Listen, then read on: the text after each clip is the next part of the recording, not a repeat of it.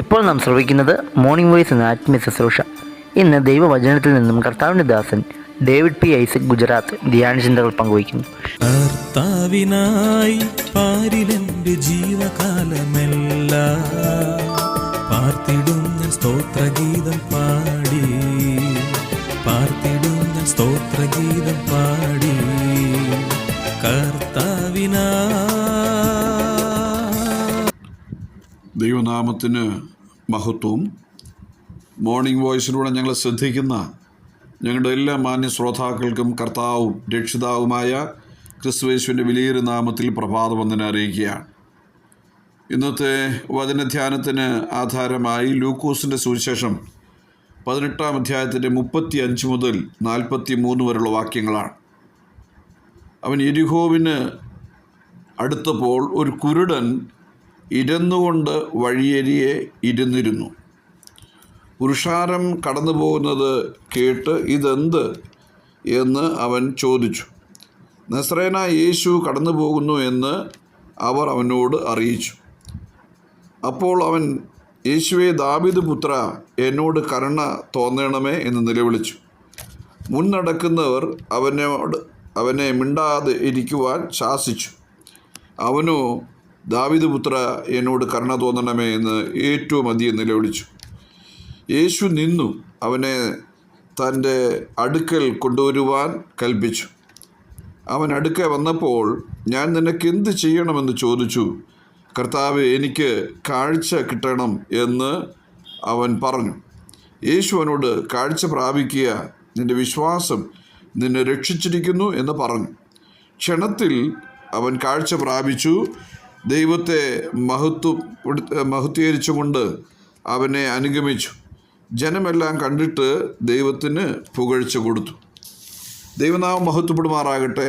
നമ്മുടെ കർത്താവായ യേശു ക്രിസ്തുവിൻ്റെ ഭൂമിയിലെ ഐഹിക ജീവിതകാലത്ത് സംഭവിച്ച ഒരു കാര്യമാണ് നാം രാവിലെ വായിച്ചു കേട്ടത്. ഇവിടെ ഒരു കുരുടൻ വഴിയരികെ ഇരുന്ന് ഭിക്ഷ യാചിച്ചുകൊണ്ടിരിക്കുകയാണ്. ആ വഴിയായിട്ട് യേശു കടന്നു വരുന്നു. വലിയ ആരവാരം കേട്ടപ്പോൾ ഈ അന്ധനായിരിക്കുന്ന മനുഷ്യൻ ചോദിച്ചു, അതെന്താണ്? അപ്പോൾ പറഞ്ഞു, യേശു ഈ വഴി കടന്നു വരുന്നുണ്ട്. അവന് ഉറച്ച ശബ്ദത്തിൽ ഇങ്ങനെ പറഞ്ഞു, ദാവീദ് പുത്ര, എന്നോട് കരുണ തോന്നണമേ എന്ന് ഏറ്റവും അധികം നിലവിളിച്ചു. എന്നെ ചിന്തിപ്പിച്ചതായ ഒരു വിഷയം ഈ 39-ാമത് വാക്യമാണ്. ദാവീദ് പുത്ര, എന്നോട് കരുണ തോന്നണമേ എന്ന് അധികം നിലവിളിച്ചു. ഈ മനുഷ്യനെ സംബന്ധിച്ച് ആ വഴിയുടെ അരികിൽ ഒരു ചാദറൊക്കെ വിരിച്ച്, ഒരു തുണിയെല്ലാം വിരിച്ച്, പുതപ്പ് വിരിച്ച്, അവനിങ്ങനെ പകലും വെയിലും വൈകിട്ടത്തെ മഞ്ഞും എല്ലാം കൊണ്ട് അവൻ്റെ ജീവിതം വഴിയരിയിലൂടെ മുൻപോട്ട് നീങ്ങിക്കൊണ്ടിരിക്കുകയാണ്. ഈ മനുഷ്യനെ സംബന്ധിച്ച് പഠിച്ചാൽ അവൻ്റെ മുൻപിൽ വിരിച്ചിരിക്കുന്ന ആ വിരിയെ അല്ലെങ്കിൽ അവൻ്റെ മുൻപിൽ അത് വിരിച്ചിരിക്കുന്നതായ ആ പുതപ്പ്, അതിൻ്റെ അകത്ത് ഇടുന്ന ചില്ലറകൾ, അവന് ലഭിക്കുന്ന ചില്ലറകൾ എന്താണ്? അവൻ്റെ ഭക്ഷണമായിട്ട് മാറുകയാണ് ഉച്ചയ്ക്ക്. അതേസമയം ആ നല്ല ഉച്ചയ്ക്ക്, നട്ടുച്ചയ്ക്ക് ഭയങ്കര ചൂട് വരുമ്പോൾ ആ ചാദർ അല്ലെങ്കിൽ ആ പുതപ്പ് അവന് ഷെഡായിട്ട് മാറുകയാണ്. ഇനി സൂര്യൻ അസ്തമിച്ച് കഴിയുമ്പോൾ, അന്ധകാരം വ്യാപിക്കുമ്പോൾ ആ പുതപ്പ് അവന് ബെഡായിട്ട് മാറുകയാണ്. ചുരുക്കി പറഞ്ഞാൽ ഈ പുതപ്പിൽ വീഴുന്നതായ പണം അവന് ബ്രെഡും, ആ പുതപ്പ് അവന് ഷെഡും, ആ പുതപ്പ് അവന് വൈകുന്നേരം ബെഡുമായിട്ട് മാറുകയാണ്. അങ്ങനെ സമയങ്ങൾ ചെലവഴിച്ച് മുമ്പോട്ട് പോകുമ്പോൾ നമ്മുടെ കർത്താവായ യേശു ക്രിസ്തു അതിൽ കടന്നു വരികയാണ്. യെരിഹോവിലൂടെ കടന്നു വരുമ്പോഴാണ് അവന് ശ്രദ്ധയിൽപ്പെട്ടത്. അവിടെ ചോദിക്കുന്നത്, അത് ഞാൻ നിനക്ക് എന്ത് ചെയ്യണം? അപ്പോഴും പറഞ്ഞു, ദാവീദ് പുത്ര, എനിക്ക് കാഴ്ച വേണം. എന്തുകൊണ്ടാണ് ഈ ദാവീദ് പുത്ര, എന്നോട് കരുണ തോന്നണമേ എന്ന് പറയാനായിട്ട് കാരണം? ദാവീദിനെ വിളിച്ചില്ലല്ലോ. എന്തുകൊണ്ടാണ് ദാവീദ് പുത്ര എന്ന് വിളിക്കാൻ കാരണം? അതിന് തക്കതായ ഒരു മറുപടി ലഭിക്കുന്നതിന് അന്വേഷിച്ച് ചെന്നപ്പോൾ ഞാൻ കണ്ടെത്തിയത് 2 ശമൂവേൽ 5-ാം അധ്യായമാണ്. 2 ശമൂവേൽ 5-ാം അധ്യായത്തിൽ നാം ഇങ്ങനെ വായിക്കുന്നു. ഈ ദാവീദ് യെരൂശലേം പിടിക്കുന്നതിന് വേണ്ടി പോയപ്പോൾ അവിടെ നമ്മൾ വായിക്കുന്നത് യെബൂസ്യരുടെ നേരെ പുറപ്പെട്ടു. 2 ശമൂവേൽ 5-ാം അധ്യായത്തിൻ്റെ 6 മുതൽ വാക്യങ്ങളാണ്. അവൻ യെരൂശലേം പിടിക്കുന്നതിന് വേണ്ടി, നിവാസികളെ പിടിക്കുന്നതിന് വേണ്ടി യെബൂസ്യരിലേക്ക് ചെന്നു. അപ്പോൾ യെബൂസ്യരുടെ ആളുകൾ പറഞ്ഞത്, നീ ഇവിടെ വരികയില്ല, നീ ഇവിടെ കടക്കുകയില്ല. കാരണം നിന്നെ ഒന്ന് ഒതുക്കണമെങ്കിൽ ആര് മതി? ഇവിടെയുള്ള കുരുടന്മാരും അതുപോലെ മുടന്തരും മതിയെന്ന് പറഞ്ഞു. നിന്നെ തടുക്കുവാൻ ആര് മതി? കുരുടന്മാരും മുടന്തന്മാരും മതി. 2 ശമൂവേൽ 5:6.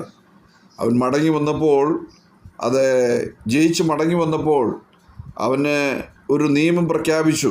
കുരുടനും മുടന്തരും ഒന്നും വരാൻ പാടില്ല, വീടുകളിൽ കയറാൻ പാടില്ല, അതോടൊപ്പം തന്നെ ആലയത്തിൽ വരാൻ പാടില്ല. കാരണം അവരോട് വെറുപ്പായി തീർന്നു. കാരണം നമ്മൾ വായിക്കുന്ന ദാവീദിന് വെറുപ്പായുള്ള മുടന്തന്മാരെയും കുരുടന്മാരെയും പിടിക്കട്ടെ എന്ന് പറഞ്ഞു. അതുകൊണ്ട് കുരുടന്മാരും മുടന്തന്മാരും വീട്ടിൽ വരരുതെന്നുള്ള ഒരു ചൊല്ല് മൊത്തം നടക്കുകയും ചെയ്യും. ഈ ഒരു കാരണം ആണ് ഈ കുരുടരായിരിക്കുന്നവരും മുടന്തരായിരിക്കുന്നവരും എന്ത് ചെയ്തത്? ദാവീദിനോട് അപേക്ഷിക്കുന്നില്ല, ദാവീദ് പുത്രനോടാണ് പറഞ്ഞത്. കാരണം ദാവീദ് പുത്രന് കരുണയുണ്ട്. എന്നാൽ ഒരു കാര്യം ഞാൻ നിങ്ങളോട് ചോർപ്പിക്കട്ടെ, ഈ കുരുടന്മാരെയും മുടന്തന്മാരെല്ലാം ഉണ്ടാക്കിയതാരാണ്? പുറപ്പാട് പുസ്തകം 4-ാം അധ്യായത്തിൻ്റെ 11-ാമത്തെ വാക്യം, അതിന് യഹോവ അവനോട്, മനുഷ്യന് വായു കൊടുത്തതാര്? അല്ല, ഊമനെയും ചെകിടനെയും കാഴ്ചയുള്ളവനെയും കുരുടനെയും ഉണ്ടാക്കിയതാര്? യഹോവയായ ഞാനല്ലയോ? ആകിയാൽ നീ ചെല്ലുക എന്ന് പറഞ്ഞു. അപ്പോൾ എന്ത് ചെയ്തു? ന്യായപ്രമാണത്തിൽ എഴുതിയിരിക്കുകയാണ്, ഇത് ഞാനാണ് ഉണ്ടാക്കിയത്, ഈ ചെകിടനെയും മുടന്തനെയും ഒക്കെ ഞാനാണ് ഉണ്ടാക്കിയതെന്ന് പറഞ്ഞു. എന്നാൽ ലേവ്യ പുസ്തകം 19-ാം അധ്യായവും 21-ാം അധ്യായം പഠിക്കുന്ന ഒരു പഠിതാവിന് ഇവരെ എന്ത് ചെയ്യുന്നു? ഇവരെ വിലക്കിയിരിക്കുകയാണ്. ആരൊക്കെയാണ്? അംഗഹീനര്. ലേവ്യ പുസ്തകം 21-ാം അധ്യായത്തിന് 18 മുതൽ പഠിക്കുമ്പോൾ അംഗഹീനര്, യാതൊരുത്തിനും അടുത്ത് വരാൻ പാടില്ല, കുരുടൻ, മുടന്തൻ, പതിമൂക്കൻ എന്നുവേണ്ട ഇത്യാദി ഒരു വലിയ ലിസ്റ്റ് പറയുകയാണ്. വായിക്കാൻ സമയമില്ലല്ലോ. അവിടെ വായിക്കുന്നത് ഈ ആളുകൾ മുഴുവനും എന്ത് ചെയ്യാൻ പാടില്ല? വരാനായിട്ട് പാടില്ല. അപ്പോൾ ന്യായപ്രമാണം എന്ത് ചെയ്തു? ന്യായപ്രമാണം കുരുടന്മാരെയും മുടന്തന്മാരെയും എല്ലാം മുടക്കിയിരിക്കുന്നു. മുണ്ടൻ, കൂനൻ, പൂക്കണ്ണൻ, ചൊറിയൻ, പൊരിച്ചുണങ്ങൻ, ഷണ്ണൻ എന്ന് വേണ്ട ഒരു വലിയ ലിസ്റ്റ്. ആ ലിസ്റ്റിൻ്റെ അകത്ത് ഇവരാരും വരാനായിട്ട് പാടില്ല. എന്നാൽ നമ്മുടെ കർത്താവായ യേശു ക്രിസ്തു ഈ പുതിയ നിയമത്തിലേക്ക് വന്നപ്പോൾ നമ്മുടെ കർത്താവ് എന്ത് ചെയ്തു? ആ നിലയിൽ ഈ കുരുടരോടും മുടന്തരോടും അതുപോലെ തന്നെ ഇങ്ങനെയുള്ള ആളുകളോടൊക്കെ കരുണ കാണിക്കുകയാണ്. അവൻ കരുണാസമ്പന്നനായ കർത്താവാണ്. അവന് കരുണ കാണിച്ചേ മതിയാകുള്ളൂ. അപ്പോൾ ഇവിടെ നിന്ന് വായിക്കുന്നത്, എന്നോട് കരുണ തോന്നണമെന്ന് പറഞ്ഞു. അവൻ ദാവീദ് പുത്ര എന്നാണ് വിളിച്ചത്. ദാവീദേ കരുണ തോന്നണമെന്ന്. കാരണം ദാവീദിന് കരുണയില്ല. ദാവീദ് എന്ത് ചെയ്യും? ദാവീദ് കുരുടന്മാരെയും മുടന്തന്മാരെയും എന്ത് ചെയ്യുന്നു? വിലക്കിയിരിക്കുകയാണ്. ന്യായപ്രമാണം വിലക്കിയിരിക്കുകയാണ്. എന്നാൽ ന്യായപ്രമാണം വിലക്കിയ സ്ഥലത്ത് ദൈവപുത്രൻ അവനോട് കരുണ കാണിക്കുകയാണ്. അവന് സൗഖ്യം കൊടുത്തു. വായിക്കുന്നത്, ക്ഷണത്തിൽ അവൻ കാഴ്ച പ്രാപിച്ചു, ദൈവത്തെ മഹത്വീകരിച്ചും കൊണ്ട് അവനെ അനുഗമിച്ചു. ജനമെല്ലാം അത് കണ്ടിട്ട് എന്ത് ചെയ്തു? ദൈവത്തിന് പുകഴ്ച കൊടുത്തു. പ്രിയപ്പെട്ട, ഇവിടെ ഒരു കാര്യം നമ്മെ ഓർപ്പിക്കുന്നത്, യഹൂദനെ സംബന്ധിച്ച് ഒരു നിയമം, യമനെ സംബന്ധിച്ച് മറ്റൊരു നിയമം. ഈ നിയമങ്ങളെല്ലാം അതിജീവിച്ചുകൊണ്ട് നമ്മുടെ കർത്താവ് ഇവിടുത്തെ ന്യായപ്രമാണത്തിനും കർത്താവാണെന്ന് തെളിയിച്ചുകൊണ്ട് ന്യായപ്രമാണം വിലക്കിയവരെ രക്ഷിച്ച് അവരെ ദേവാലയത്തിലേക്ക് പ്രവേശിപ്പിക്കുകയാണ്. എത്ര കരുണയുള്ളവൻ! ദാവീദിന് കരുണയില്ല, ദാവീദിന് പുത്രന് കരുണയുണ്ട്.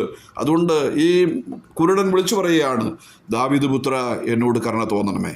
ഈ രാവിലെ ഇതുവരെ അങ്ങനെയുള്ളതായ അനുഗ്രഹങ്ങളും നന്മകളും കർത്താവിൽ പ്രാപിക്കാത്തവർക്ക് കർത്താവിൻ്റെ അടുക്കിലേക്ക് വന്ന്, ദാവീദ് പുത്ര, എന്നോട് കരുണ തോന്നണമേ എന്നുള്ള ഈ പ്രാർത്ഥനാവാചകം ചൊല്ലിയാൽ നിങ്ങൾക്കും കരുണ ലഭിക്കും. കർത്താവ് നമ്മെ സഹായിക്കട്ടെ.